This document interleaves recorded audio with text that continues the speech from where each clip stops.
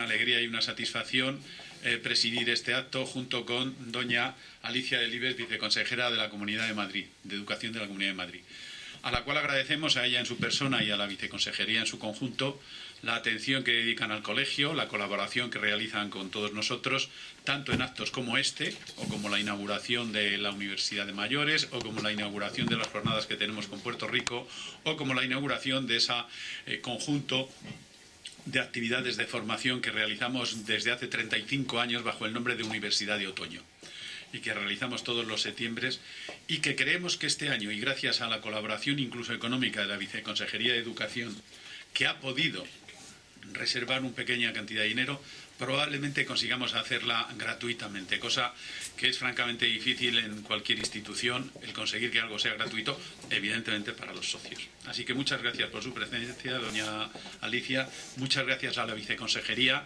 por la presencia en este acto, que además de institucional es un acto, yo diría que familiar.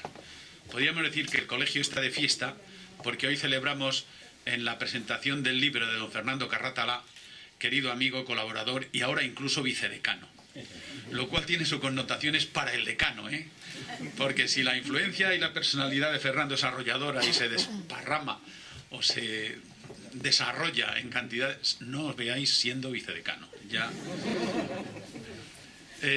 Fernando Carratalá podría hacer o decir de él muchísimas cosas, pero basta con decir que es un gran amigo. Le conozco, nos conocemos hace muchísimos años, muchos más de los que 35. Cuando sacamos la cátedra, así hace, y coincidimos en varias situaciones. Y desde entonces hemos mantenido una amistad que yo diría que es profunda e interesante, y que por lo tanto tiñe de subjetividad las palabras que yo pueda decir con respecto al libro y con respecto a su profesionalidad, pero de subjetividad positiva. Es un gran profesional. Se podría decir aquí alguna de esas afirmaciones tajantes que por su vulgaridad no voy a repetir, pero es un gran profesional de la enseñanza, un gran profesional de la literatura y de la lengua, como demuestra día a día en las enseñanzas que imparte en nuestra Universidad de los Mayores del Colegio. Muchas gracias, Fernando, te lo tengo que decir ahora delante de todo el mundo, y además decirte que muchas gracias también por acompañarnos en estos 4 años que vienen como vicedecano.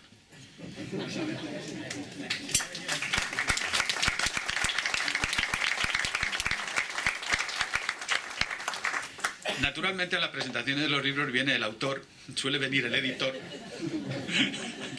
y los amigos, lo cual es lógico. Suele venir también alguna otra persona por ahí, pero yo lo que les puedo decir a todos es que a las presentaciones de libros se viene para comprar el libro. Yo lo recomiendo vivamente. Naturalmente con la libertad de que, oye, si el libro a uno le gusta, le agrada o le es útil, pero en fin... y en la medida de lo posible para difundir también las bondades del libro y su existencia, etcétera, etcétera. Yo no voy a hablar del libro porque soy lego en esas materias como en muchísimas otras, pero en esta soy consciente de que lo soy. Sin embargo, quiero felicitar también a don Basilio Rodríguez, colegiado desde hace bastante menos tiempo que nosotros, pero también colegiado, y excelente editor de libros. Lo último que yo he visto es, bueno, este libro que tenemos ahora entre manos, pero hace muy poco una edición del Quijote de hace 10 años que es magnífica, que tenemos muchos o casi todos, y que con ocasión del 4º centenario pues se está volviendo a distribuir en esta ocasión, con ocasión del 4º centenario de la segunda parte del Quijote, porque la edición es completa y se lanzó con ocasión de la primera. Bueno, pues con aquel libro y con este otro, Basilio demuestra un buen hacer impresionante. Como tampoco conozco yo las técnicas de la impresión, no voy a empezar a decir cosas para no errar en el asunto. Pero la impresión que tiene uno desde la ignorancia de estos temas es que los libros están excelentemente impresos, excelentemente editados, y da gusto tenerlos entre las manos. Que se quiten los WhatsApp, los tablets... No, los WhatsApp no, perdón. Las tablets de esa serie de cosas. Qué maravilla tener un libro de papel en la mano. Es que dice, es que enseguida llegas a no sé qué página y te... ¿Cómo? ¿Más deprisa que esto, por favor? ¿Más deprisa que esto? Es que abres... Pero es que lo abres más deprisa. Ahí recuerdo una descripción de Isaac Asimov sobre un libro que es buenísima en ese sentido, imitando con un ordenador. Bueno, no les entretengo más, no vaya a ser que acabe por decir todavía más simplezas. Van a hablar otras personas del trabajo, pero yo desde la ignorancia puedo decir que es un trabajo excelente y es un libro estupendo. Enhorabuena, Fernando.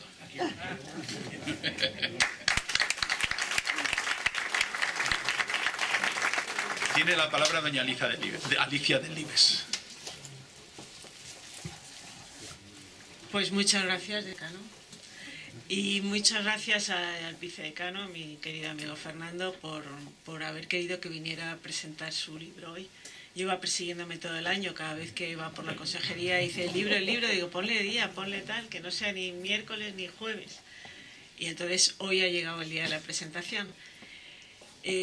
Bueno, el libro es un libro, como casi todos los de Fernando, pues un libro pues fantástico para profesores, para dar clases, para hacer comentarios de texto, del que yo no voy a hablar porque ya hablará él y todos los que lo han visto, y tampoco es mi especialidad. Yo lo que sí quería decir, Fernando, es agradecerle muchísimo y aprovechar esta ocasión todo lo que ha colaborado con la Consejería de Educación en estos casi 12 años que yo estaba aquí. Yo no me acuerdo el día que le conocí, pero probablemente, no sé, si fue María Torres o fue Andrés Ruiz o quién fue el que entró con él en mi despacho cuando yo buscaba algún profesor de lengua que echara una mano para revisar currículos, para preparar pruebas, para ver exámenes de premio extraordinario, una persona realmente que estuviera al pie de obra y que además fuera de total confianza académica, o sea, que yo tuviera absoluta tranquilidad en que las correcciones a las sugerencias que hacía estaban en manos de un gran profesional. Y como, bueno, pues como es Fernando, que es arrollador, pues hablaba y bueno, Fernando, que es que tengo mucho que hacer, ya te verás y veremos, y cuando te mando las cosas y las miras y no sé qué. Y así ha sido nuestra colaboración en estos 12 años. Pues nunca jamás he encontrado a Fernando que decía espera un poco porque es que tengo mucho que hacer hoy, o no podré el viernes tenerlo porque no será hasta el lunes. Jamás lo ha dicho. ¿De dónde saca tiempo? Para mí es un verdadero misterio, pero realmente sí. Pero te da igual, porque después de ese problema resulta que sigues trabajando igual y sigues haciendo lo mismo. Entonces, bueno, ya tú. Pero si no se puede vivir de otra manera, hay que vivir como uno es y hacer lo que uno quiere hacer, que le vamos a hacer, ¿no? Bien, pues es todo un poco lo que quería decir. Y otra cosa es que no es fácil encontrar hoy en día en la educación gente realmente, profesores me refiero, aunque parezca mentira decir esto, pero creo que lo debo decir, que estén tan interesados en enseñar como puede estarlo Fernando. O sea, su objetivo fundamental siempre es enseñar. Si escribe un libro es sobre cómo enseñar mejor lo que yo sé, sobre cómo explicar mejor el Quijote, sobre cómo explicar mejor cómo se hace un comentario de texto. En esta educación nuestra donde hay tal, yo diría que hasta confusión de ideas sobre qué es lo que tenemos que hacer los profesores en las aulas, para Fernando nunca ha tenido ninguna duda que él lo que tiene que hacer es enseñar, y enseñar lo mejor posible. Y esto, bueno, parece una perogrullada, pero es que los que estáis en este mundo de la educación creo que estaréis de acuerdo conmigo en que no lo es.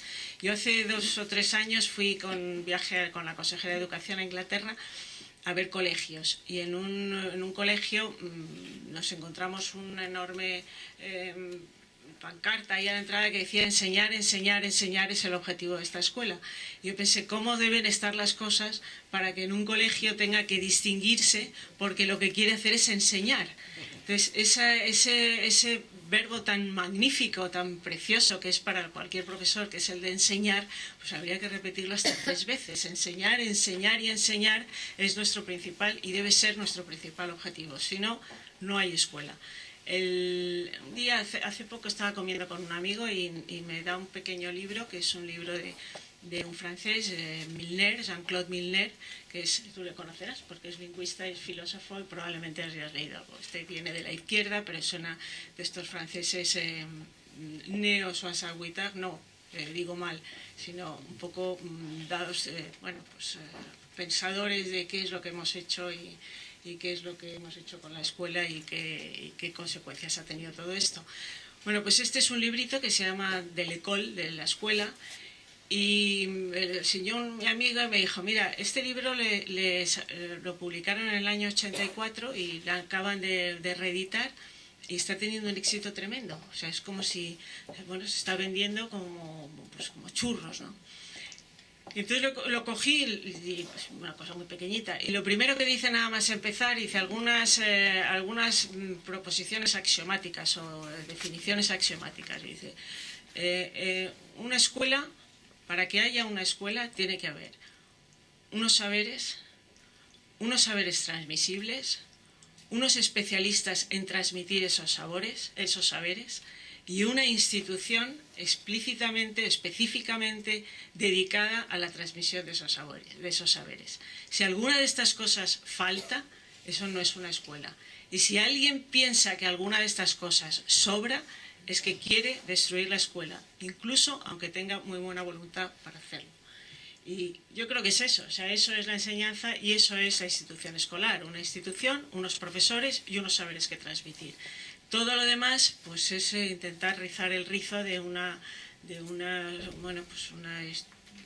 elucubración sobre qué ha de ser, qué no ha de ser, pero que para nosotros los profesores lo tenemos que tener bien claro. Y para Fernando yo creo que está bien claro, pues es a lo que está dedicando toda su vida, 46 años, y bueno, pues otra vez agradecerte lo que me hayas invitado y agradecer a Roberto aquí esté.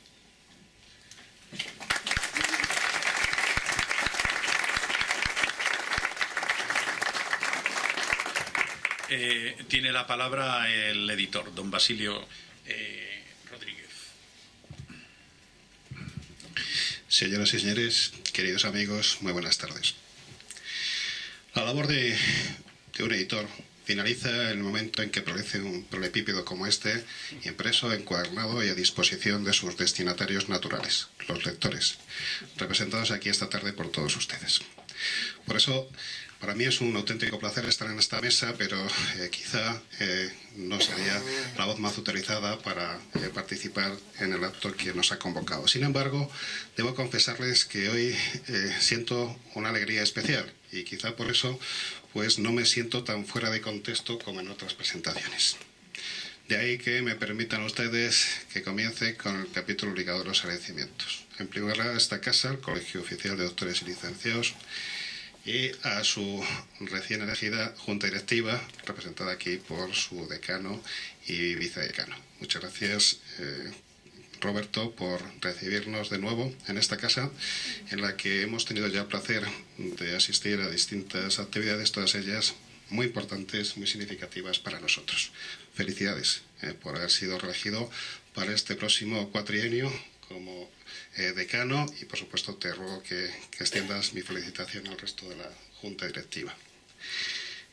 Igualmente quiero agradecer a todas las personas que van a participar en el acto de presentación del libro. Quizá alguno pueda pensar que son muchas, pero es que nosotros estamos presentando un libro. Estamos presentando un libro que eso ya es importante, pero también lo es el hecho de que sea de un autor, de un profesor y de un creador como Fernando Carratala, que tiene detrás de sí una obra consolidada, una obra significativa, pero que además sigue creando, sigue produciendo y sigue alumbrando, teniendo hijos de tinta y papel como el que presentamos hoy. Eso también es para felicitarse y para felicitarnos. Pero aún así hay más motivos de alegría y de celebración.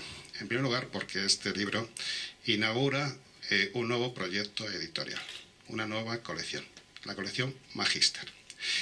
Una colección que efectivamente pues, pensamos que tenía que ir enfocada fundamentalmente a los docentes, a los investigadores, docentes, a los especialistas del mundo de la filología y de las letras en general, pero especialmente a los docentes.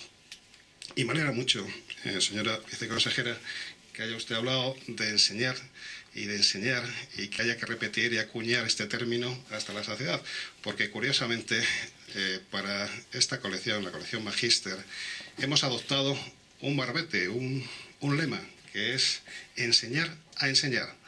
Al principio, debo confesarles que me parecía que era un poco redundante y que quizá, especialmente para esos destinatarios que he comentado anteriormente, iban a ir los libros de esta colección, pues resultase manido, güero, repito, demasiado casi cacofónico, repetitivo.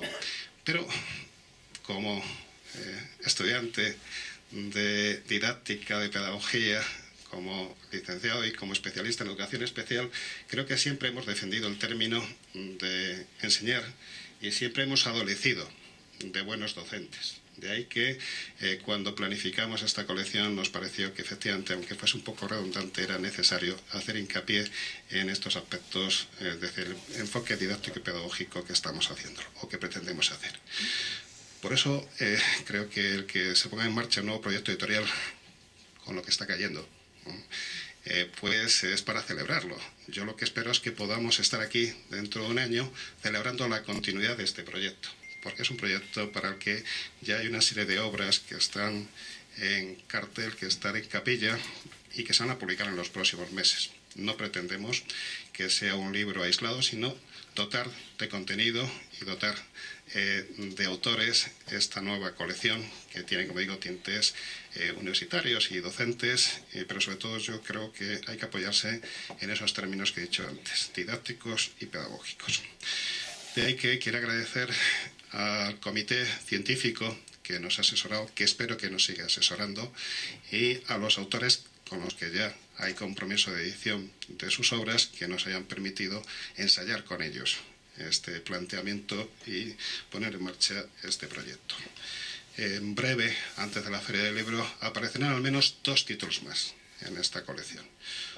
Un título de un catedrático tunecino, un libro del profesor que está aquí presente y que ya en alguna ocasión anunciamos que íbamos a publicar una de sus obras, David Felipe Arran, pero que todavía no ha entrado en máquinas, pero que él se ha comprometido la próxima semana a ir con el diseñador y maquetador para que su libro podamos presentarlo en la próxima Feria del Libro de Madrid, que comienza a finales de mayo, que durará hasta mediados de junio. Así es que, David Felipe, ya estás emplazado. Creo que es importante, como decía antes, que el mundo del libro pues siga dándonos alegrías. Y efectivamente, como decía el decano, estamos en lucha constante con nuevos formatos, con nuevas tecnologías. Y yo incluso te voy a definir que es un oficio que nos mantiene constantemente en vilo. En vilo porque no sabemos qué va a acontecer, no sabemos cómo va a responder el mercado, los lectores, no sabemos cómo va a responder también, van a responder las propias instituciones en cuanto a legislación para preservar los derechos de autor, para evitar los plagios, etc. De ahí que me van a permitir ustedes que les comente que somos un joven proyecto editorial. El grupo editorial Sial Pigmalión no ha cumplido aún los 20 años. Pero en estos 20 años pues hemos tenido el placer de asistir al menos a 700 actos parecidos al que hoy nos convoca, a 700 presentaciones. Son muchos, efectivamente, pero tengan ustedes en cuenta que el mundo editorial tiene que llenar amplios espectros de temas y tiene que dar cabida a muchos autores. Ahora, los grandes grupos editoriales desprecian todo aquello que no sea absolutamente rentable a priori. De ahí que estemos satisfechos de habernos mantenido 19 años, insisto, les emplazo y espero que dentro de un año sigamos aquí para cumplir los 20 años y espero además que podamos llegar, si no a las 1000 obras, a las 900, porque hemos apostado siempre por la calidad, por la excelencia y por la calidad. Y además hemos apostado por los lectores. Y les confieso que hasta ahora no nos hemos sentido defraudados. A esa relación de obras que le decía, había que poner también pues en primer plano, habría que poner en valor, habría que agradecer, y así lo hago, a nuestros más de 500 autores que nos hayan permitido desarrollar este proyecto que comenzó con unas pretensiones mucho más modestas, pero que ahora pues casi nos planteamos dar el salto dentro de unos años al grupo de editoriales que sí que se plantean la permanencia y que sí que tienen aspiraciones de otro tipo. Por ahora, lo que esperamos es dignificar el trabajo de los autores como hemos hecho con el trabajo de Fernando Carratalá, o al menos nosotros pensamos que hemos hecho. De la forma que existe un pacto tácito, un compromiso entre nosotros de intentar agotar la primera edición de este libro antes de la Feria del Libro e intentar publicar una segunda obra de Fernando complementaria a esta, el comentario lingüístico que aparecería posiblemente para después del verano. Creo que, como decía el decano, es un libro bello, es un objeto bello, pero les aseguro que por dentro es un objeto muy valioso. Un objeto que va a permitir, una herramienta, hablemos de objeto, que va a permitir a los profesores, a los docentes, a los investigadores y a los escritores, creadores, el poder abordar el tema de el análisis de textos desde un enfoque práctico, desde un enfoque ameno, porque Fernando puede que hable mucho y que escriba mucho, pero es que lo hace bien. Es decir, tiene una magnífica oratoria y tiene unas técnicas de redacción muy depuradas. Por tanto, el resultado final de su trabajo creativo es un trabajo que, como decía, se apoya en la excelencia y que además tiene ese enfoque de utilidad que es esencial. Quiero, antes de finalizar, agradecer a Felipe Arranz, si antes le he tirado de las orejas porque va con retraso en la entrega de su original, quiero agradecerle que haya sido el inductor hace unos meses, no tantos, no demasiados, para que pudiésemos tener un primer acercamiento con esta casa, con el colegio y con las personas que están en la mesa, concretamente con el decano y con el vicedecano. Ese primer acercamiento, augurando por su parte que efectivamente podríamos colaborar y poner en marcha proyectos en colaboración, pues ha sido muy fructífero desde nuestro punto de vista, desde nuestro prisma, desde nuestro enfoque. Primero porque efectivamente hemos establecido sinergias y concretamente en los últimos meses hemos venido presentando una media de un libro, un par de libros al mes, muchos de ellos, la mayoría de colegiados, de personas a las que conocíamos en otro contexto, pero que desconocíamos que tenían esa vinculación con el colegio y efectivamente sentían esta casa como su casa y nosotros empezamos ya a sentirla. Así es que espero, querido decano, que nos permitáis seguir convocando a esos lectores y de alguna forma trayendo o exhibiendo en la acepción más positiva a nuestros autores para favorecer la difusión de la cultura y sobre todo intentar que la lectura se convierta en un hábito y en una necesidad. Gracias por haber sido el introductor, por habernos inducido a conocernos y a trabajar, David Felipe. Y no solo hemos convocado actos de presentación de obras, de libros en esta casa, sino que también quiero agradecer públicamente, porque hay varios miembros de la Junta Directiva, el que nos permitiesen convocar aquí la reunión general o asamblearia del PEN Club de España, una institución asociativa de los creadores españoles que tiene diferentes proyectos internacionales y que de alguna forma espero que también se fusione e interrelacione con esta casa y que podamos desarrollar programas como los que ya están previstos. Por ejemplo, la realización de un gran congreso cervantista en Túnez, sí, en Túnez. Ya sé que las noticias de la semana pasada nos han dejado a todos sobrecogidos, pero el último gran congreso cervantista, si no hay nada en contra, y yo estoy seguro que no lo habrá, porque voy la próxima semana a la Feria del Libro de Túnez, donde realmente pues, se intenta dar la sensación de normalidad, donde se procura seguir con el calendario y con la agenda prevista antes del terrible atentado que ha conmovido al mundo, pues espero que el colegio, que miembros de la Junta Directiva y colegiados y alumnos puedan asistir a ese congreso que tendrá lugar en noviembre.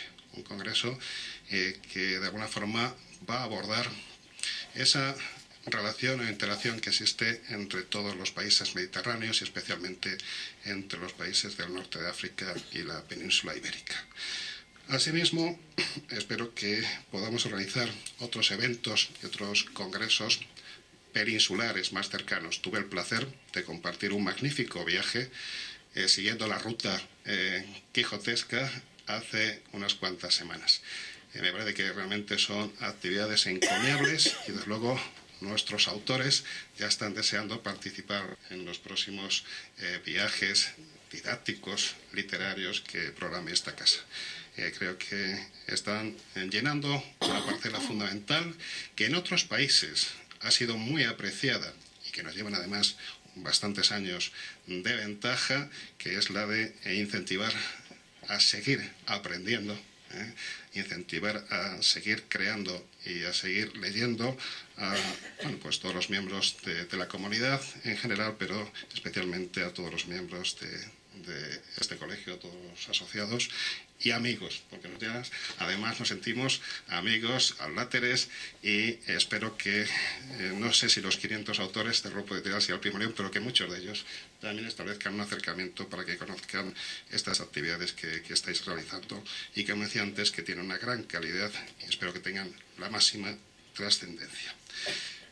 Nada más.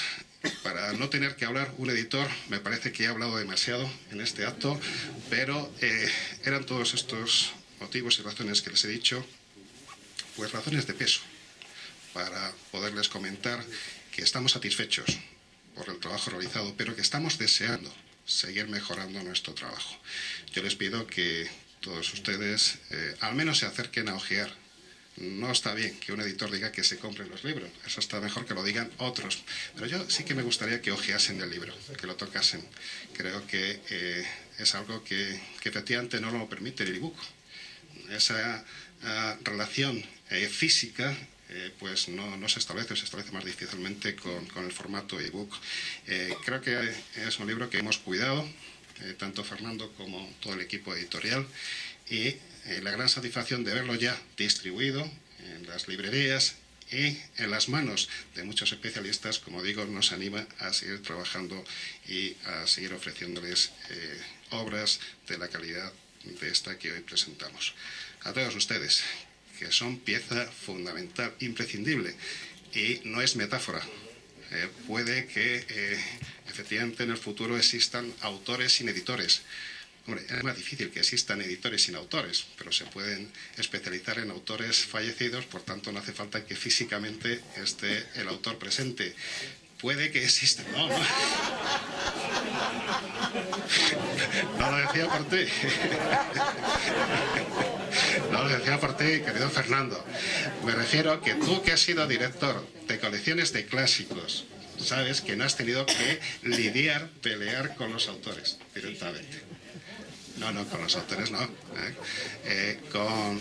Pero lo que quería recalcar, lo que quería decir es que efectivamente dentro de los engranajes del mundo del libro puede que falten distribuidores, puede que en el futuro no existen librerías físicas, puede que haya cambios sustanciales, pero lo que siempre habrá, lo que siempre será elemento imprescindible es el lector. Y como decía al comienzo, esta tarde los lectores sois todos vosotros, son todos ustedes, y les quiero agradecer la calidad y el respaldo que nos ofrecen, porque es el mejor acicate para seguir desarrollando nuestro trabajo. Muchas gracias.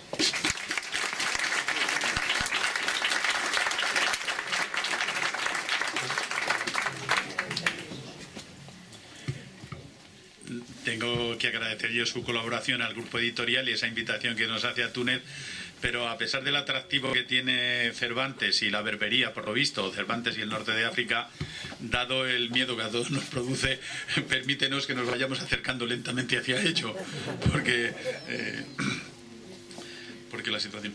Bueno, para evitar que suceda lo que me pasó a mí en la última presentación de libros a la que asistí, que había 6 personas y las 5 primeras hablaron de ellos mismos y de lo que opinaban sobre el tema del libro y no hablaba nadie del libro, tiene la palabra don Fernando Carratalá para hablar del libro. No, yo sería preferible que... bueno. Luego vamos a darte la oportunidad de volver a hablar, Fernando. Ya, me toca hablar a mí en dos ahora. partes. Bueno, no, pero va a ser breve, porque luego los demás van a hablar del libro. Realmente yo publiqué mi primer libro en 1982. Ya hace bastante tiempo. Y desde entonces pues he debido publicar alrededor de 40 libros, si incluimos los libros de texto. Pero es la primera vez que hacemos una presentación pública de un libro mío. Esto es algo que se empeñó Basilio y se empeñó el decano. Y le decía, bueno, Basilio, pero tú no eres Alonso de Proaza. Y yo no soy Fernando de Rojas, soy Fernando, pero no de Rojas, ¿no? Entonces no sé cómo puede salir esto, ¿no? Las presentaciones de los libros vienen 4, 5 como mucho, y hay más gente en la mesa que en la presentación. Entonces yo puedo decir que vamos a dar un cóctel y que le vamos a dar de merendar, en fin, no sé cómo atraer a la gente. Pero bueno, lo cierto es que sí que es el lugar más idóneo el Colegio Profesional de la Educación para presentar un libro, y esto lo puede hacer cualquier colegiado, ¿eh? Presentar aquí sus libros, tiene el salón y el colegio a su disposición. Y sí que es verdad lo que decía el decano, ¿verdad?, que soy su vicedecano en los próximos 4 años. Ahora, yo digo, y él ya se está acostumbrando, que es el único caso que un vicedecano tiene un decano adjunto, ¿verdad? Pero efectivamente nos conocimos en las cátedras de instituto hace 35 años. Íbamos juntos todos los días a Torrijos. Yo conducía y contaba chistes y él no se podía bajar del coche. Y eso pues durante 2 años, todos los días, pues terminó por crear un clima muy interesante. Pero lo cierto es que lo que yo no me podía imaginar ahora viéndose aquí es que aquí está representada toda mi vida profesional, prácticamente de los últimos 30 y tantos años, que son los que llevo en Madrid, porque aquí estáis personas de la administración educativa y del mundo universitario, y tanto docentes como discentes, ¿no? Es decir, a mí me llena de alegría pues que esté la representación de mi instituto, ¿eh? El instituto en el que yo pasé los 23 últimos años de mi vida, el Instituto Rey Pastor, que ese es un magnífico instituto. Está ahí Sofía, que era la jefa de departamento cuando yo me fui. Por lo tanto, está mi enseñanza media de toda la vida. Está también el mundo de las oposiciones. Hemos trabajado, Vicente, un montón de años intentando seleccionar a los mejores para que dieran clase en los institutos de Madrid. ¿Cuántos años hemos trabajado juntos en los tribunales? ¿8, 12? Yo 20, tú... Bueno, pero yo me incorporé un poco más tarde, ¿verdad? Ahí también hicimos una muy buena labor. Y está presente también pues, el mundo de los centros de profesores.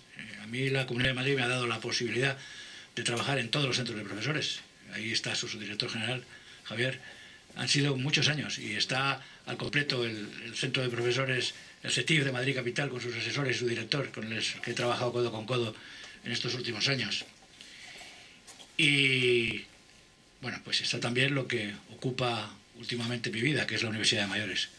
Yo no podía imaginar que iba a estudiar tanto a estas alturas, porque los de la Universidad de Mayores tienen espolones, quiero decir, no puedes llegar y contarles una historia. Es muy complicado darles clase, pero es una de las mayores satisfacciones y uno de los mayores retos que se plantea uno pues todos los días, de lunes a jueves, ¿verdad? Además son bastante exigentes, no se conforman con cualquier cosa, todos ellos son profesionales liberales. Y está el mundo de la universidad también, ¿no? Porque aquí está prácticamente toda la comisión de selectividad, que hemos hecho un trabajo, bueno, está toda la comisión de selectividad, hemos hecho un trabajo magnífico en los últimos años, donde no ha habido problemas. Está su presidente, está el señor Portolés, pero vamos, en esa comisión yo representaba a la Comunidad de Madrid y hemos trabajado los 9 años, porque yo no podía estar más de 9 años por ley, pero también hemos hecho un gran trabajo y bueno, pues prácticamente está aquí la comisión. Y también está el Centro Universitario Villanueva, con la jefa, por decirlo de alguna manera, de la Facultad de Educación, que va a intervenir. Pero, Gloria, están también mis alumnos de la universidad, que este año terminarán su carrera y serán docentes maestros en breve. Bueno, y si continúo, pues está el CDL, ¿no? Está la Junta de Gobierno del CDL, a la que estoy dando yo pues todo lo que me queda de sangre. Y está Alicia. Alicia es algo especial para mí desde hace muchos años porque es la que ha potenciado esta locura mía de la educación, ¿no? Yo la conocí de una manera bastante curiosa. Efectivamente, me la presentó Andrés Ruiz cuando era su director general, que está allí sentadito, muy calladito, es catedrático de matemáticas del Rey Pastor. Cuando yo llegué, él salía del Rey Pastor y se iba a la Consejería de Educación. Y pues por culpa de ellos aparecí yo en el mundo de la educación, vamos, en el mundo de la docencia más directa para colaborar. Y bueno, pues están todos aquí. Está incluso alguien a quien yo quiero mucho, que es Paloma García Nieto, la hija del poeta José García Nieto, con el que me unió una amistad en vida y una amistad en muerte, grandísima, la presidenta de la fundación. Y está pues el responsable de que el libro se publique, que es mi amigo David Felipe Aranz, el director del Marcapáginas. Bueno, quiere decir que realmente... bueno, y no puedo dejar de hablar de los colegios y sobre todo del Pasamonte, cuyo director está también ahí. Son personas con las que yo he aprendido mucho y todas esas cosas están dentro de este libro. Bueno, este libro en realidad es el primero de una serie que, si como dice Basilio los compráis, pues podremos seguir editando, porque él ya está maquetando un segundo libro que se llama El comentario lingüístico de textos. Es más gordo que este, es más técnico, es más difícil, Pero en realidad este libro no es un método para comentar textos, porque después de los libros de Damas Alonso o de, ¿qué os diré yo? O de...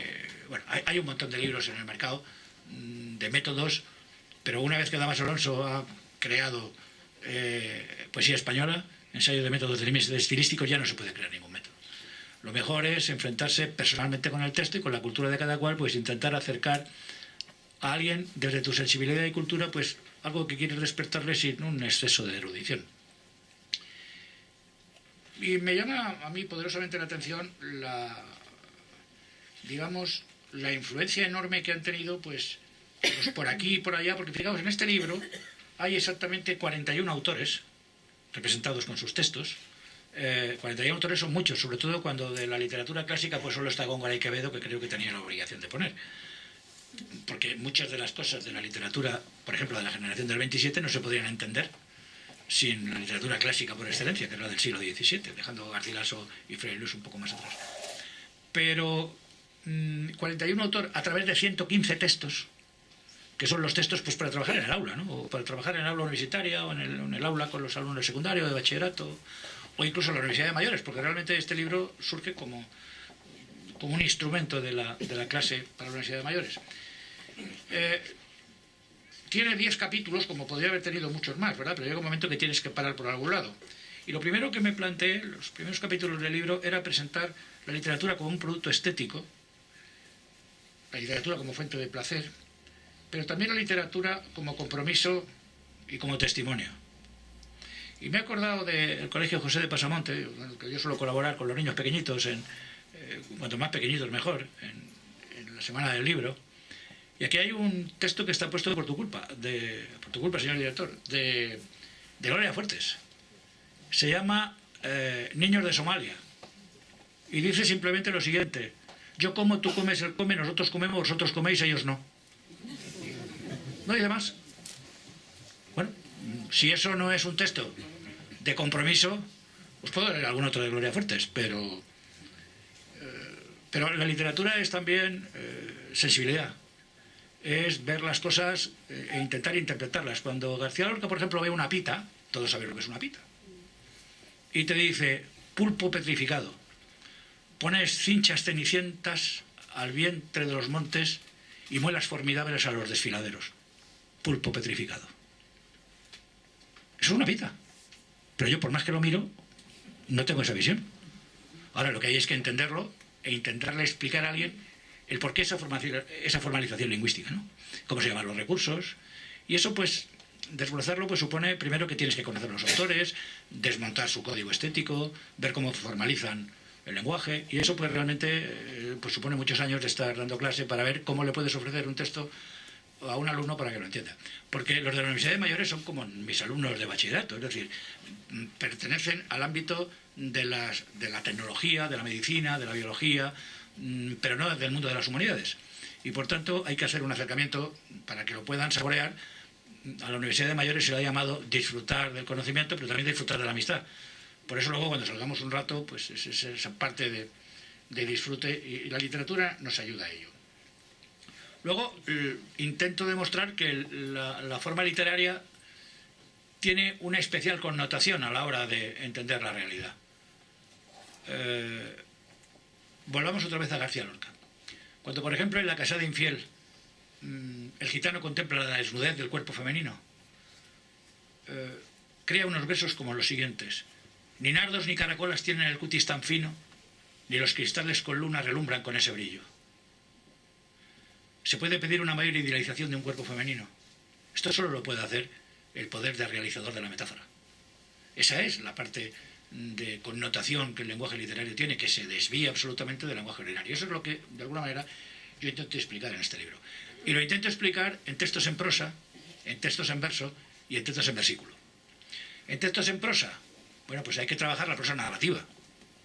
Y a mí me parece magnífico, pues por ejemplo, echar mano de un libro como La colmena de Camilo José Cela, que me parece uno de los grandes libros de la literatura del siglo XX. Pero hay que coger también la prosa dramática. Y me parece magnífico echar mano de los entremeses de Cervantes. Pues por ejemplo, La coda de Salamanca o por ejemplo, El retablo de las maravillas, ¿no? Para ver un poco cómo funciona ese tipo de prosa. o hay que coger la prosa ensayística. Y la prosa ensayística puede ser pues el ensayo periodístico de la columna de opinión, tipo pues Juan José Millás, que me parece que es uno de los grandes articulistas que tiene la prensa española, no en vano es premio Mariano de Cavia, o el ensayo tradicional, tipo Pedro Salinas, por ejemplo, los ensayos del Defensor, que los escribió en Puerto Rico. Por cierto, buenos días, Puerto Rico, porque esto se está televisando en directo para un montón de colegios en Puerto Rico. Allí tengo yo mi pequeña reserva espiritual de personas con las que hacemos una interacción y también nos apoya la consejería en ello. O hay que, en fin, ver un poco la perspectiva métrica para entender cómo funciona el verso o cómo funciona el versículo. Cuando uno coge poemas, por ejemplo, de Hijos de la Ira, del año 44, o coge poemas de Historia del Corazón, de Vicente Alexandre, o coge poemas de José García Nieto, por ejemplo, del Arrabal, para que luego digan que es que tu padre no salía de la métrica rimada. El Arrabal es uno de los grandísimos libros de la poesía española del siglo XX. Bueno, pues hay que ponerle a un profesor o a un amante de la literatura en la oportunidad de poder entender todo ese tipo de poesía para poderla disfrutar. Porque, evidentemente, el texto literario tú puedes entenderlo sin saber aquello que estás leyendo. Pero si tienes los instrumentos necesarios para profundizar en ello, el disfrute estético va a ser mayor que si lo haces por una vía meramente intuitiva. Y eso es un poco lo que yo he intentado hacer aquí. También hemos hablado del género literario. Pues claro, los géneros literarios condicionan un poco en qué medida... Y hay algunos géneros literarios que son magníficos, ¿no? El romance, desde que empieza cuando los cantares de gesta ya no dan más de sí, lo llevamos a nuestros días. De las mejores colecciones de romances que se han escrito en el siglo XX, pues está el romancero gitano, el romancero y cancionero de ausencia de Miguel Hernández, ¿no? Quiero decir que hay que coger los géneros y ver un poco los autores en qué medida son fieles, en qué medida introducen modificaciones para afrontar su impronta personal. Bueno, todas estas cosas se hacen en este libro, ¿no? Y luego este libro tiene algo que a mí me interesa reseñar. Hay textos comentados, textos con comentario guiado y textos sin comentar, que son 3 o 4 nada más. Porque yo entiendo que un alumno, sobre todo si lo dirige un profesor, como lo ha dicho Alicia, lo ha dicho el decano, lo habéis dicho todos, lo ha dicho Basilio, la docencia es una cuestión de profesores. Si hay un profesor que pone una máquina, los vagones vienen solos. Yo he sido feliz dando clase en el Rey Pastor. Yo sé que hay muchos profesores que están hasta las narices de sus alumnos. Y yo soy feliz en mi clase y no he querido nunca marcharme de mi clase. De hecho, tuve tentaciones para marcharme del aula y dije que yo no me iba del aula. Y he cumplido 65 años en el aula. Y sigo en el aula y me moriré en el aula. Pero hay que darle a alguien que le tienes que enseñar algo, unos modelos para que por imitación de esos modelos arranque. Claro, ahí lo tienes. Y ahora lo haces. Oiga, yo estoy harto de una enseñanza del qué. Hágame usted una enseñanza del cómo. Dígame usted cómo lo hago. Pues yo no he nacido enseñado. Entonces, el problema de enseñar es un problema muy serio. Porque requiere, que previamente tú lo entiendas, te documentes y seas capaz de transmitirlo, de experimentarlo y de que cuando lo has baqueteado mucho en los centros de profesores, entonces empiezas a ver que el profesorado realmente se entera de lo que quieres y lo lleva al aula y funciona. ¿Funciona, Sofía? Claro que funciona. Bueno, pues la bibliografía. Aquí hay una bibliografía indispensable, una bibliografía didáctica y una bibliografía para especialistas. Pero es una bibliografía de todos los libros que yo poseo en mi casa. Es decir, yo estoy harto de consultar copias de bibliografía, donde no hay un solo dato bien puesto y donde la gente no ha tenido en las manos los libros que cita.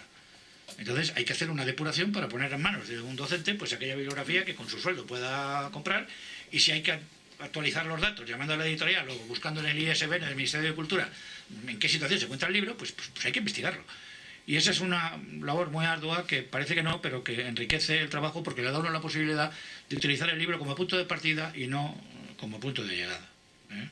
La idea es eso, que esto sea algo, pues que algunas de las intuiciones que tú tienes, de alguna manera, las sistematice y te permite a ti, perder el miedo a Jorge Guillén, perder el miedo a Damaso Alonso, y decir, pues yo soy capaz de leerlo y de entenderlo. Esto es un poco lo que yo pretendía con el libro, ¿no?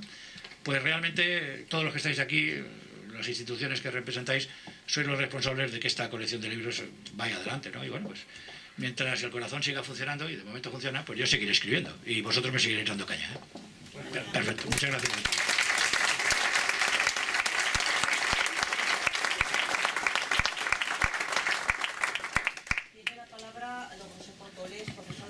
Autónoma de Madrid. Todavía déjame decir a mí una cosa antes. Muchas gracias al autor por hablar del libro. Además, permíteme que salude a nuestros queridos amigos del alma de Puerto Rico, que no me había dado yo cuenta antes de saludarlos. Y permíteme también que lea la dedicatoria que has puesto a tu mujer Elena, que nos está escuchando por el streaming. Dice: alma de quien todo un dios prisión ha sido. Venas que humor a tanto fuego han dado. Módulos que han gloriosamente ardido. Su cuerpo dejarán, no su cuidado. Serán ceniza, mas tendrán sentido. Polvo serán, mas polvo enamorado. Francisco de Quevedo. Dedicación de Fernando a Elena. Muy bien.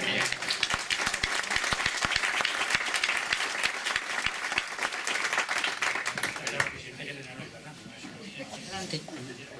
Pues muchas gracias, colegio, por haberme invitado y poder estar en la presentación del libro de mi buen amigo y compañero en la comisión de redacción de los exámenes de PAU, ¿verdad?, de lengua española, durante bastantes años. De él he aprendido mucho y sobre todo he aprendido la pasión del profesor de enseñanza media, que es muy importante. Nosotros en la universidad damos clase a muy pocos alumnos, que después, pues bueno, van por la vida por donde pueden últimamente, porque generalmente no terminan en España, terminan fuera. Y en cambio el profesor de instituto da clase a todos, y a muchos, y cada año. Y si consigue, y crean verdaderos interesados por las humanidades, que a veces nosotros casi no conseguimos. Hay médicos, hay abogados que van al teatro, que leen, que estudian, porque su profesor de instituto les enseña a hacerlo. Y Fernando ha sido, sin duda, uno de ellos. Bien, como voy a presentar un libro de comentario de textos y soy profesor de universidad y me tocan estas cosas, soy el primero, pues empiezo desde el principio, ¿no? El principio es donde empezó el comentario de textos. El comentario de textos, como lo entendemos nosotros, empezó con un señor francés que se llamaba Gustave Lanson. Gustave Lanson, él era profesor de retórica y a finales del siglo XIX ve que la retórica está cayendo, la sustitución de la retórica es la historia, es decir, ¿qué es lo que pasa hoy en día? Dice, en mi facultad dicen literatura 1, literatura 2, literatura 3. Literatura 1 será Edad Media, literatura 2 será Renacimiento. O sea, la historia de la literatura sustituye al estudio de la literatura. Y él ve que aquello no puede ser y añade dos cosas más. Una que adoptamos en España y otra que no. La que adoptamos fue el comentario de textos y la que no adoptamos, la disertación francesa. Ese comentario de textos está en el origen de esa enseñanza, porque era el profesor de instituto, profesor de liceo, y donde aprende y se forma en hacer otras cosas es en un viaje que va a Estados Unidos. Esta enseñanza es la que está detrás de los comentarios de textos que hacemos todos. Más luego una tradición erudita, sabia y universitaria, que es la de la estilística, que viene por Spitzer, Fosla, Damaso Alonso y Carlos Bousoño, al que dedica unas páginas con mucho cariño Fernando en su libro. Y con ese propuesto de que comentar textos, ese instrumento de la estilística tradicional española, como diciendo, bueno, vamos a conseguir eso, que el lector disfrute leyendo, que es lo que consiguió Damaso Alonso. Pues Fernando construye un libro en el que generalmente cuando alguien va a un comentario de textos dice, ¿de verdad quiso el autor decir todo esto que me cuesta contando este señor? Y hay un escepticismo absoluto. Pero no con lo de Fernando. Fernando te dije un texto claro, bello, puede ser una pequeña antología de poesía, ese libro, lo explica de una manera sencilla, sin añadir cosas dudosas, y da un instrumento al profesor para que dé una buena clase. Y para que el estudiante, si quiere, se acerque a esa literatura con una orientación sensata. Y yo creo que esta es una gran contribución para un magnífico libro. He estado con Lanson y termino con un camino. ¿Cómo llegó ese comentario de textos a España? Ese comentario de texto a España llegó con una beca que dieron a la PESA y a Lázaro Carreter para ir a Francia y aprender cómo se hacía el comentario de textos. Entonces, Lázaro, en el año 53, se ponía detrás, en el Instituto de Sèvres, en Francia, cerca de París, se ponía detrás de una celosía y escuchaba cómo le estaban dando clase. Bien, pues yo creo que si un joven profesor va a las clases de Fernando, aprenderá tanto como aprendió él. Muchas gracias.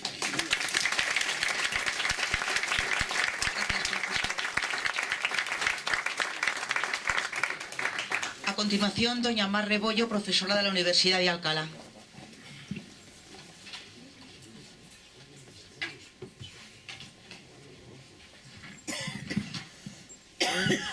Hola, buenas tardes a todos, buenos días Puerto Rico.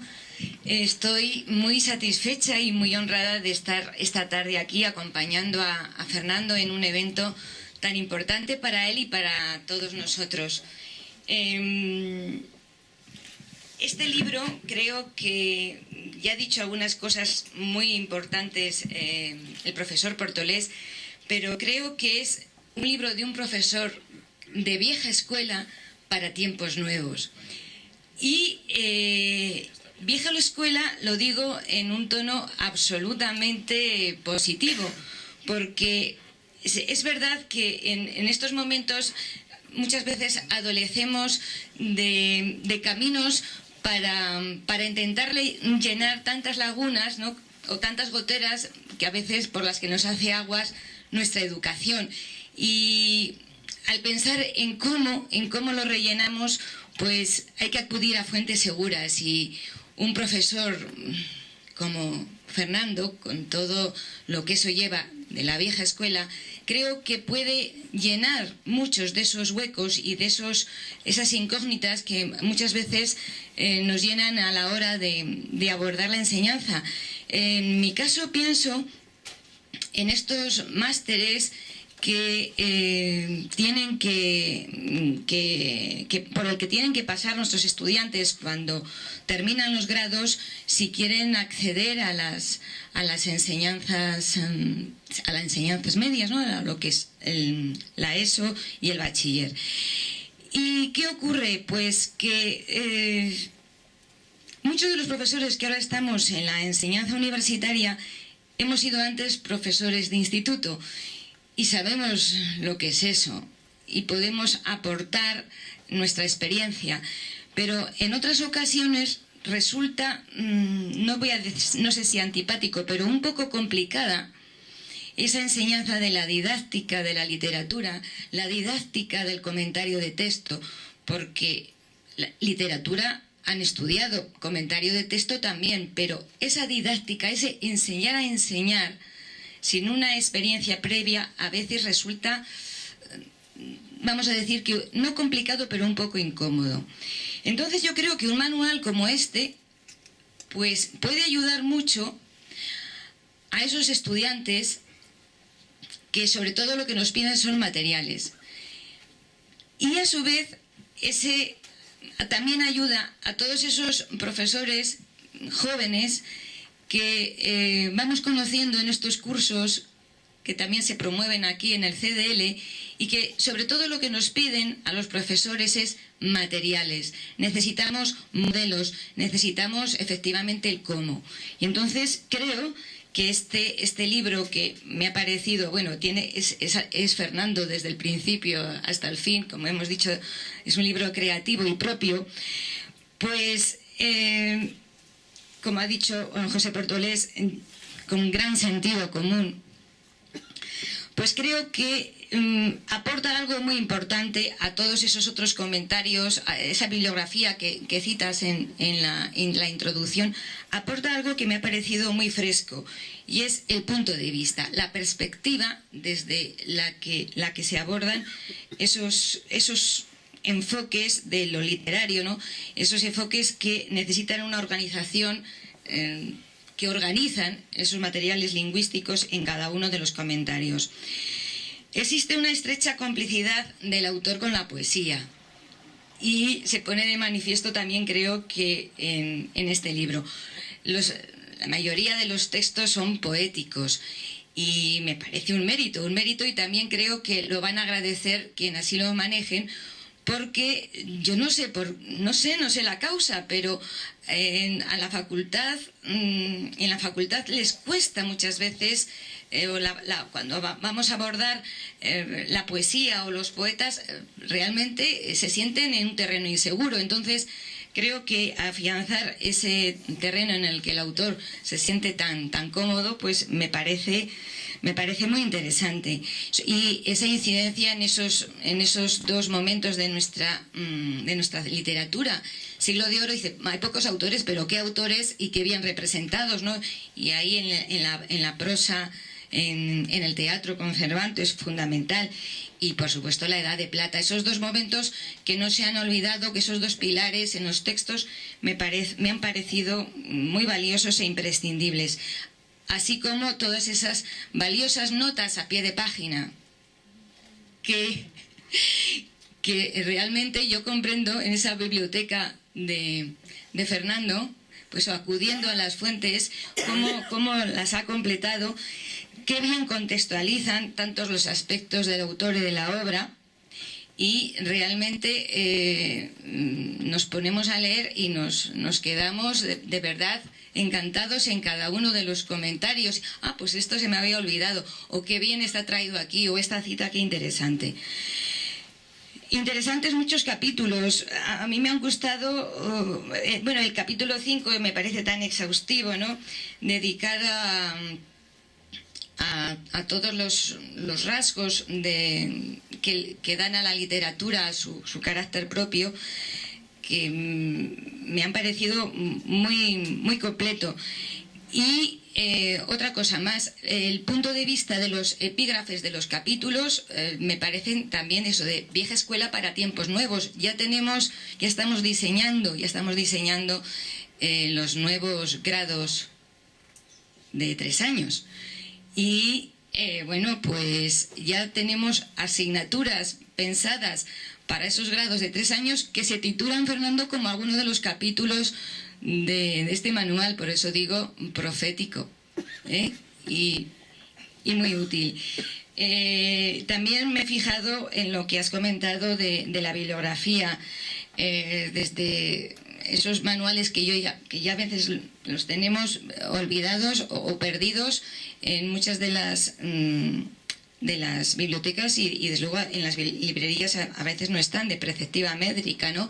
Que habría que, todo en general, pero algunos que, como tú dices, que ya son difíciles de encontrar y que casi es un aviso a que se reediten o a intentar recuperarlos de alguna manera.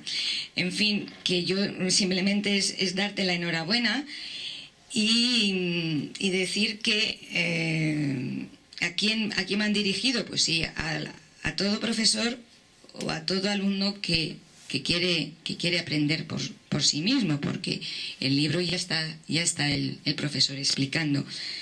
Me ha parecido también un libro con un alto nivel, y que tal como está la enseñanza, desde luego bien puede ser aprovechado por un estudiante universitario. Nada más, Fernando, que tengas mucho éxito y que veamos muchos libros más.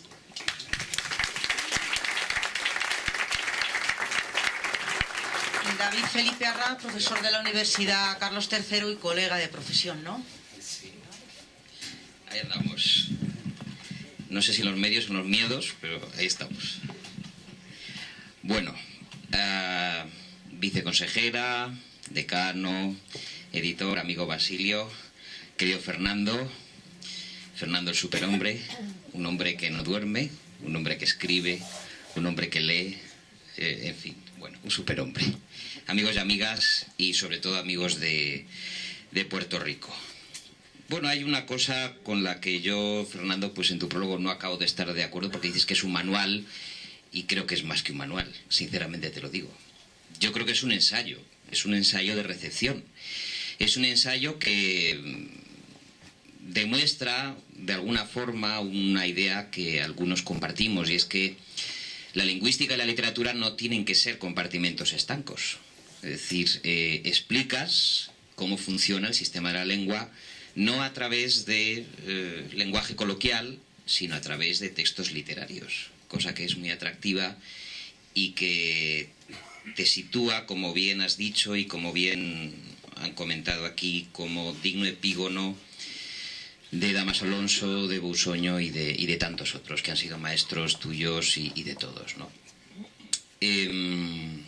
Es un momento muy difícil para las humanidades. Es decir, los que estamos aquí asistimos a un momento de excepción. Esto es una, casi diríamos, excepción cultural, porque, amigos y amigas, Fernando es un humanista, Fernando es un Don Quijote, como Don Quijote que es, pues acomete la enorme tarea de tratar de explicar cómo funciona el sistema de la lengua y los textos literarios. Y lanza un torpedo en la línea de flotación de aquellos que desde todas las instancias propugnan la simplificación. Tiene George Steiner un libro sobre lo complejo, donde dice que precisamente las estructuras complejas del lenguaje nos ayudan a ponernos retos, ¿no? a ser más inteligentes. Bueno, pues Fernando también va por ahí, ¿no? Va por ahí. Por lo tanto, creo que el libro incluso trasciende el ámbito de la escuela, trasciende el ámbito de la docencia, el ámbito académico, y creo que toca de lleno a la crisis de las humanidades. Hay algunos mensajes de Fernando en este libro que me han gustado. Los mensajes literarios no persiguen una utilidad práctica inmediata, la que caracteriza al lenguaje en su empleo ordinario. Esto podríamos, lo de la utilidad práctica inmediata, extrapolarlo, queridos amigos, a muchas realidades, muchas realidades. Estamos en el imperio de lo práctico, de lo pragmático, del utilitario, de lo monetario. Si no monetizas en el mundo de la cultura, pues estás haciendo el primo, etc., etc. Otra frase que me ha gustado y que compartes con toda la teoría de la recepción, que es un poco una línea de investigación de Wolfgang Isa, de Frank Kermode, que es cómo el texto nos cambia. La ley número 1 de la recepción: nadie es igual a sí mismo antes y después del encuentro con un buen texto. Y esto es así, Y dices que no existe una lectura única del texto literario, sino una casi inagotable pluralidad de interpretaciones, tantas como posibles lectores. Y no contento con esta propuesta, pues Fernando Carratala aborda, como quien no quiere la cosa, como Don Quijote que es, textos en poesía de Quevedo, Góngora, García Lorca, Manuel y Antonio Machado, Rafael Alberti, Jorge Guillén, Miguel Hernández, Blas de Otero, Gloria Fuertes, a la que ya he mencionado, Juan Ramón Jiménez, que está ahora de moda con el diario que ha aparecido de Marga, de la escultora, como bien sabéis, Gabriel Celaya, y en un segundo capítulo, como una parte complementaria, Gerardo Diego, Luis Rosales, Vicente Alessandre y Dámaso Alonso. Y en prosa aborda el discurso de Cervantes, Pedro Salinas, Blas de Otero, Ramón y Cajal, Sánchez Ferlosio, Camilo José Cela, Carmen Martín Gaite, Juan José Millás, al que también ha mencionado. Y en prosa poética, que es un capítulo que me parece muy interesante, porque la prosa poética es muy difícil de analizar, de definir, de contextualizar. Todavía seguimos los filólogos en ese tema. Aborda a Rubén Darío, a Valle Inclán, a Juan Ramón Jiménez de nuevo, a Gabriel Miró, que es uno de los grandes olvidados, que me encantan los cuentos de Gabriel Miró, y Manuel Vicent, que sigue en activo, el hombre escribiendo. Y un impagable capítulo sobre el género literario con análisis de romances líricos medievales que conecta además Fernando con García Lorca y el lenguaje metafórico como poderoso y original instrumento expresivo. Hay otro libro de Lakoff y Johnson, que son las metáforas de la vida cotidiana, que lo ha editado Cátedra y que coincide contigo. Hablamos con metáforas.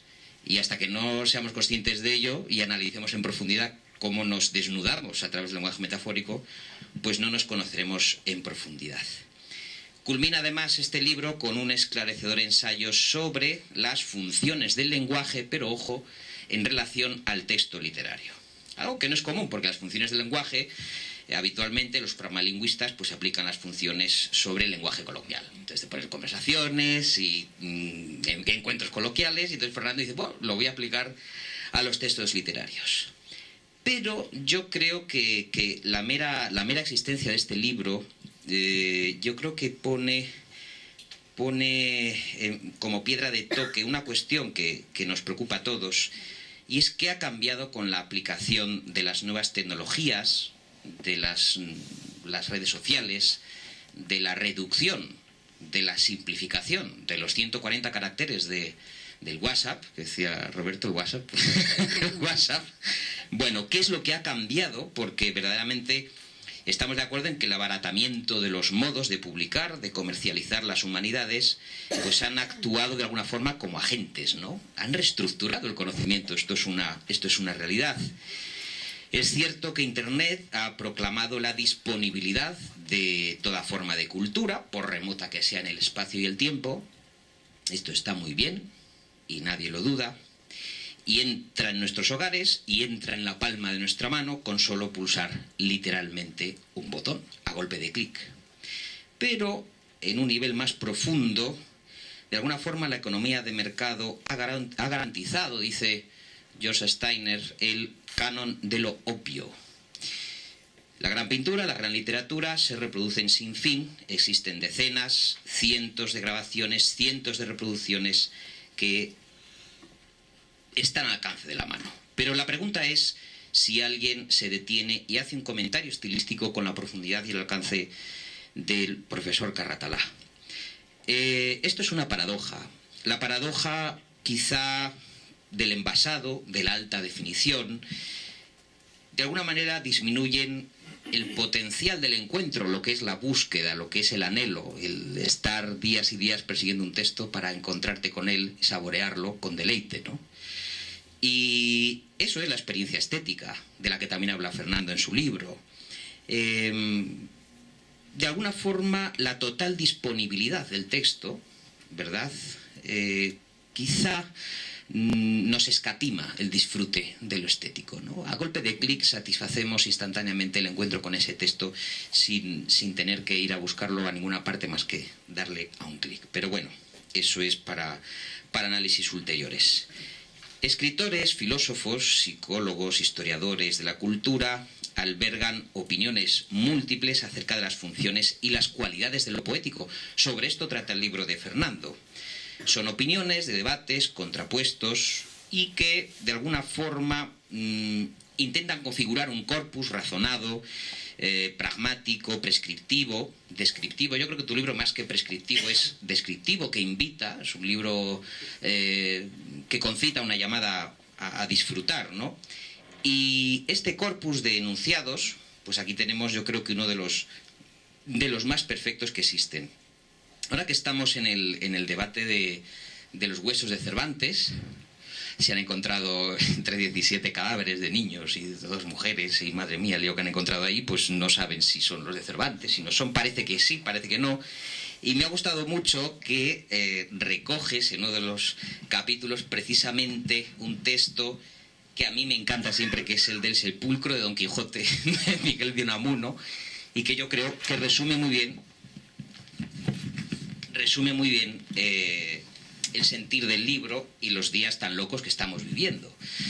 Porque ahora resulta que Arturo Pérez Reverte y Andrés Trapiello lanzan ediciones traducidas del Quijote.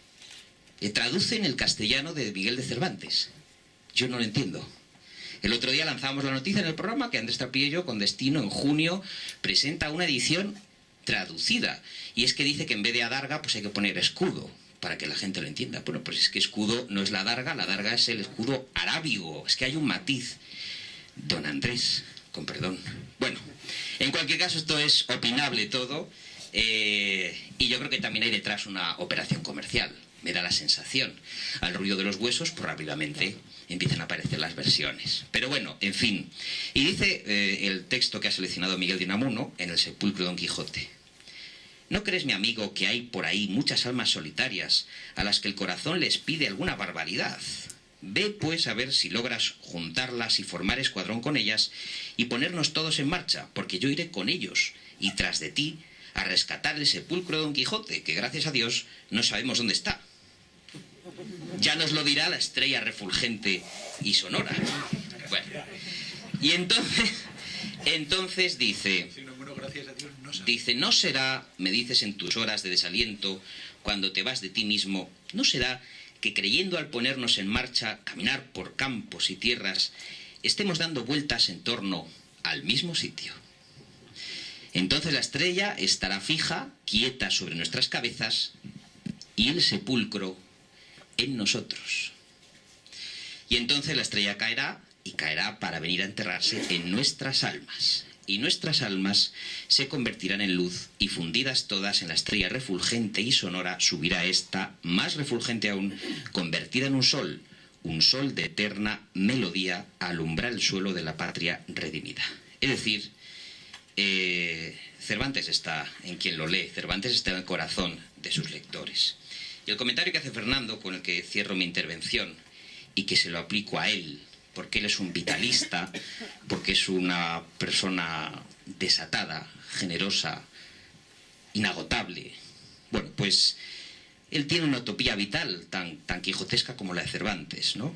Es una utopía vital, dice el propio Fernando Carratalá, a la que todos estamos llamados y que a la larga consigue transformar la realidad social para hacerla más justa y fraterna. Muchas gracias.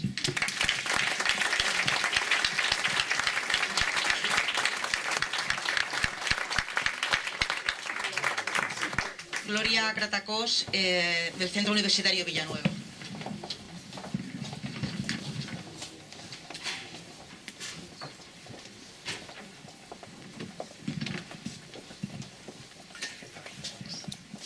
Buenas tardes, y quiero dar las gracias a todos los que estáis aquí por compartir con nosotros un momento de aprendizaje, porque llevamos un rato en el que yo solo he disfrutado aprendiendo, o sea que muchísimas gracias. Quiero agradecer a Fernando por darme la oportunidad de estar aquí, sobre todo porque él mismo ha dicho, ¿no?, que, y palabras que han salido, que estar al lado de Fernando significa tener la posibilidad de potenciar la aventura de la educación, ¿no? O sea, lleva realmente la pasión de la educación de tal manera que realmente estar a su lado pues supone realmente seguir teniendo esa motivación en vena para seguir transmitiendo esa necesidad de enseñar a nuestros docentes. Quiero también, me parece que es una oportunidad el darnos cuenta lo que comentaba don Basilio, ¿no? Y agradecer ese nuevo proyecto editorial, ¿no?, con la colección Magíster, es decir, dedicada a docentes e investigadores, con un enfoque didáctico y pedagógico. Y yo quiero reseñar aquí unas palabras que han salido de su boca. Decía que realmente el proyecto editorial pretende dignificar el trabajo de los autores. Y yo pienso que realmente esta nueva colección de Magíster permitirá dignificar el trabajo de los profesores, de los maestros, que me parece que es lo que realmente necesita nuestra sociedad, dignificar, prestigiar la profesión docente, porque realmente es a través de la profesión docente donde enseñamos a enseñar, donde se necesita enseñar a enseñar, donde realmente se transmiten esos saberes que realmente crean esa cultura, que crean realmente ese cimiento que une a la sociedad, y que esa transmisión de saberes solo es posible a través del uso de la lengua. Y por tanto, quiero decir, la importancia realmente de la lengua. Y yo también quiero agradecer el hecho de poder estar aquí pues en la casa del Colegio de Doctores y Licenciados, aquí en la persona de don Roberto Salmerón y evidentemente del vicedecano don Fernando Carratalá, en el sentido de que realmente dices, es el colegio profesional de la educación, ¿no? O sea, la importancia de realmente destacar la profesionalidad de la profesión, ¿no?, valga la redundancia, docente, ¿no?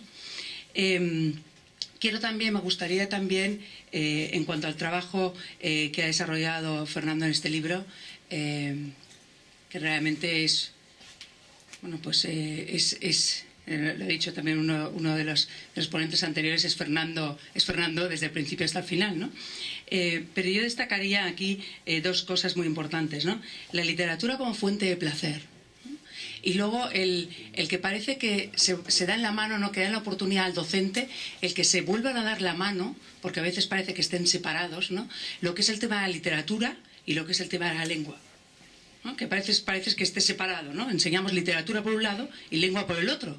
Y decimos, bueno, no, es que justamente yo pienso que una de las grandes maravillas de esta obra de Fernando es que consigue, ¿no?, cómo acercar el texto, cómo enamorarnos así en un primer lugar de la belleza de un texto literario, para darnos cuenta que esa belleza del texto literario viene a través del uso adecuado de la lengua y que a la vez, digamos, al ver realmente ese uso adecuado de la lengua, nos permite darnos cuenta que cuanto más conocemos la lengua, cuanto más dominamos la lengua, más posibilidades tenemos de seguir disfrutando a través de la literatura. A mí me parece que eso realmente es una de las grandes aportaciones, o sea que gracias, Fernando, por ello, ¿no? Y por último, destacar, ¿no? Destacar esto que ha dicho David Felipe Arranz, dice, nadie es el mismo destacado aquí, ¿no? Nadie es el mismo antes y después del encuentro con un texto, ¿no? O sea, qué bonito realmente el darnos cuenta, ¿no? Que todos los sentimientos, las emociones que pueden haber en un texto, ¿no? Nos hacen replantearnos también muchas cosas y nos permiten también, nos dan una oportunidad para mejorar, ¿no? Para ser mejores personas, ¿no? O sea que, por tanto, pues que en este sentido mi enhorabuena y realmente mi enhorabuena por este nuevo proyecto editorial, al que realmente le auguro y le deseo pues sus mejores éxitos, porque realmente desde el Centro Universitario de Villanueva siempre hemos insistido en que todo profesor es ante todo un profesor de lengua. De la clase que dé, lo que realmente es un profesor de lengua, ¿no? Porque la transmisión de los saberes solo es posible a través del dominio de la lengua, ¿no? Esto por una parte. Y por otra parte, porque si en algo queremos contribuir el Centro Universitario Villanueva a mejorar la calidad de la educación de este país, es a poner nuestro granito de arena en prestigiar la profesión docente. Y me parece que esto es gran parte de lo que se está hablando esta tarde aquí y gran parte de lo que estas personas y muchos de todos los que estáis aquí, pues con vuestro trabajo y con vuestro buen hacer, pues tratáis de hacer día a día. Muchas gracias.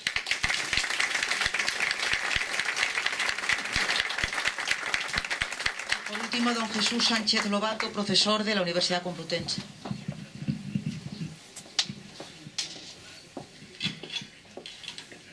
Buenas tardes. Fernando, enhorabuena por el libro que tenemos la suerte y el gozo de presentar esta tarde aquí, nada menos que en el Colegio de Doctores y Licenciados, y también por lo que sí representa este libro tuyo. Este libro tuyo, desde mi óptica, aunque me repita, demuestra una enorme preocupación por la enseñanza, una enorme pasión por ella, una enorme sensibilidad y una extraordinaria admiración por lo que se enseña y por cómo se enseña. Ya se ha dicho eso aquí, pero yo quiero insistir en que para poder enseñar hay que almacenar y conocer el objeto de estudio. Sin objeto de estudio y sin conocimiento del objeto de estudio no hay posibilidad de enseñanza. Y eso un profesor más viejo que tú, a la hora de jubilarse ya en la universidad, lo tiene muy claro. No podemos enseñar sin conocer. Y el conocimiento implica muchísimas horas, muchísimas horas. Y a veces la enseñanza no es deleitable, aunque, lógicamente, procuremos enseñar deleitando. Un buen profesor es aquel que parte de un excelente conocimiento de lo que enseña, que tiene pasión por lo que enseña, sensibilidad, claro es, y admiración. Eso es la tradicional didáctica que nuestros mayores nos inculcaron y que sabe transmitir lo que conoce, indudablemente. Pasión y sensibilidad ante el objeto de estudio y ante aquel que va a aprender, en este caso el aprendiz, en este caso el lector. Por lo tanto, hay pasión y sensibilidad ante el alumno, sí, pero hay pasión y sensibilidad en el libro, porque está demostrado que esa pasión y esa sensibilidad la trasladas al lector. El libro tuyo, por lo tanto, si tuviéramos que clasificarlo en algo, ya lo han dicho aquí, es un ensayo manual, porque nos presenta el texto, lo describe, lo explicita, nos da las claves sociales, culturales, políticas, y a continuación nos va presentando la argamasa lingüística del texto. Cómo se ha construido, qué valor, qué significación adquieren en el texto los diferentes elementos lingüísticos, la denotación y, por supuesto, la connotación. Y el autor, en este caso tú, no se esconde y repasa con pasión, emoción y sensibilidad nuestra historia a partir de una selección de textos, a partir de una selección de autores representativos desde el punto de vista estilístico, es decir, de lo que llamamos literatura. Y en este caso, los textos que comentas son realmente admirables, tanto desde el fondo como desde la forma, porque hay, además de conocimiento, pasión y sensibilidad ante los textos. Indudablemente se ha aludido aquí a que además en la lectura de los textos hay un placer estético, indudablemente, y se desprende de ellos un compromiso y un testimonio, lo has dicho tú, y una pasión. Pero también, indudablemente, hay una comunicación, y una comunicación verbal, en este caso escrita, porque indudablemente nos lo dices desde la escritura, que a su vez es un proceso, lógicamente, que requiere unos determinados instrumentos y saber utilizarlos. Y eso lo haces con maestría. Y no solamente existe eso en tu libro, sino que además sugieres, aportas, nos das las reflexiones adecuadas y los comentarios que haces, en muchos casos, desde mi punto de vista, son comentarios maestros, de un maestro que conoce aquello que quiere enseñar. Tu libro en sí, lo han dicho de otra manera, es tu alter ego, es el maestro que escucha, que enseña, que está presente en todas las páginas, que está presente en todos los procesos de la enseñanza, y que indudablemente tanto te diriges al más capacitado como al menos. Y desde luego es un libro para todos. Y al decir para todos es un libro para la enseñanza, claro que sí, en sus dos vertientes, para enseñar y para aprender a enseñar, que es importante. Y, lógicamente, para la persona culta, claro es. Es decir, para la persona que ha tenido un instrumento de enseñanza a lo largo de su carrera, que busca el deleite personal ante el texto o el conocimiento, o que siente curiosidad ante el texto. Y, lógicamente, esa curiosidad va a ser guiada en tu manual, porque no has dejado, es decir, que la curiosidad se pierda, sino que incluso esa curiosidad la guías. Y guías esa curiosidad con el fin que marca el principio del saber, que es tender hacia la curiosidad. En eso está presente también en todo tu libro, indudablemente. Un libro tan bien construido tiene que ser un libro muy bien cimentado y un libro muy bien guiado en sí. Por lo tanto, los cimientos son los conocimientos, toda tu vida, indudablemente está muy bien guiado, porque aportas una declaración de principios desde la estilística, desde la sensación, y aportas una bibliografía selecta. Selecta quiere decir que ha sido leída, que ha sido matizada y que aprovechas para que indudablemente aquel que se acerca al libro y sienta curiosidad, aprenda y sienta y vaya sintiendo esa misma curiosidad, esa misma sensibilidad o parecida, nunca será igual, y esa misma sensación ante el texto que le propones y que lee. Por lo tanto, es un manual en el sentido digno de la palabra, que indudablemente incitará a muchos curiosos hacia la lectura de nuestros textos, que incitará a muchos curiosos a sentir curiosidad por meterse dentro de la forma, por captar el fondo de los textos y por lo tanto por ir interpretando lo que ha sido un legado histórico y cultural de primera magnitud dentro de lo que es España, nada más y nada menos su lengua. Esa lengua que ha creado, como todos sabemos, personajes de carne y hueso, no de cartón, como puede ser uno al que han aludido mucho, que es Don Quijote. Es una persona de carne y hueso, lo que otras literaturas no supieron hacer, Cervantes lo hizo. Gracias, Fernando, y enhorabuena.